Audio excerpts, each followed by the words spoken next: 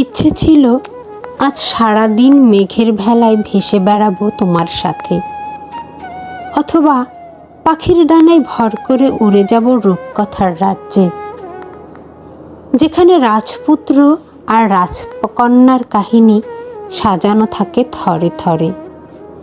দিগন্ত জোড়া ফসলের মাঠ পাড়ি দেব তোমার হাতে হাত রেখে, যেথায় সবুজ আর হলুদের ছোঁয়ায় প্রকৃতি সেজেছে গ্রাম্য বালিকা রূপে, যার অঙ্গে আটপৌরে সবুজ শাড়ি আর খোপায় দুলছে সরিষার ফুল।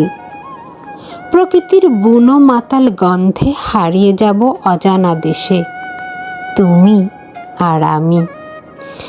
আমার সারাটা দিন কাটলো তোমায় ভেবে ভেবে।